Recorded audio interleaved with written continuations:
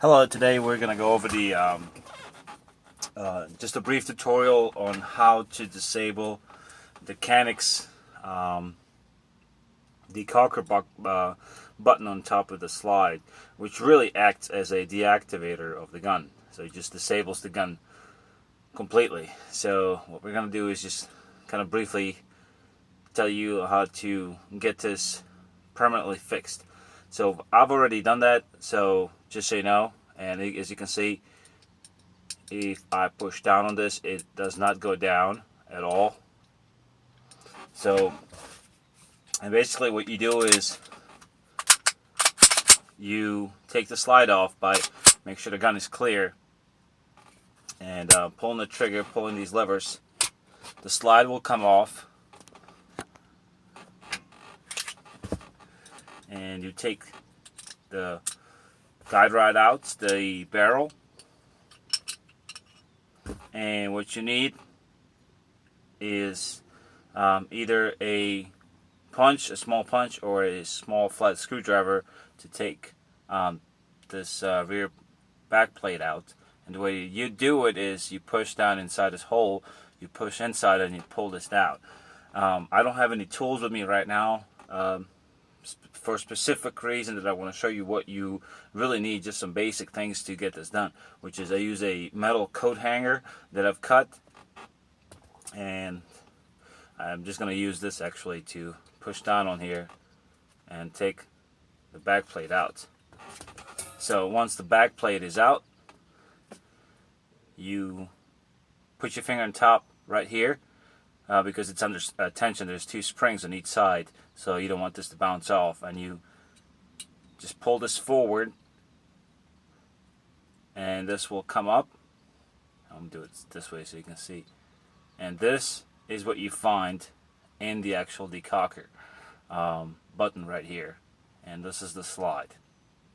So these two springs act as obviously the button to disable the gun. So what I've done is take these two small springs, there's two springs in there, and I've cut the metal wire hanger, the coat hanger, just slightly above half, and I'll show you right here, just a little bit longer than half, and I've placed them inside, and I've put both of these in these holes right here.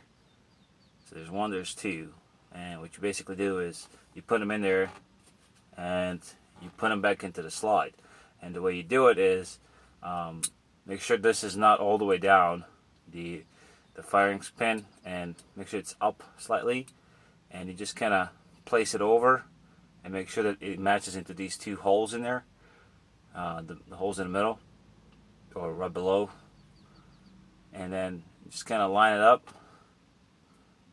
Just kind of line it up and feel it up, and it should be either flat flush, or sometimes it goes actually down a little bit depending on how much you cut on the wire. Now you can also use nails and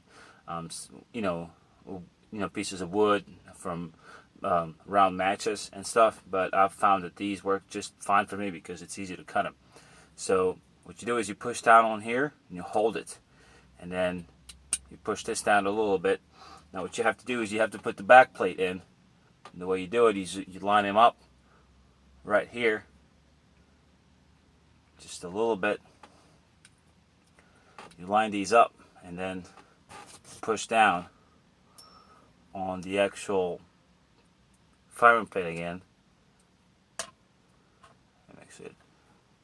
Just making sure it fits. Okay, so once it clicks in there, as you can see, the Decocker does not function. I'll put the gun back together for a function test. And I wasn't gonna go and show you like every single step-by-step process on how to cut the wire and all that. So I've just kind of simplified the process. But once you do that, you put the slide back on there and make sure that the gun functions.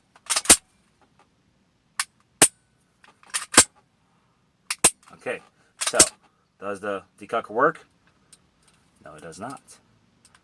Absolutely does not. You can push as hard as you want on this, and it's not gonna go disable the trigger mechanism right here. So to people on YouTube like Yankee Marshall, they complain about this pistol. This is an amazing pistol. It is absolutely the best handgun you can buy for $300.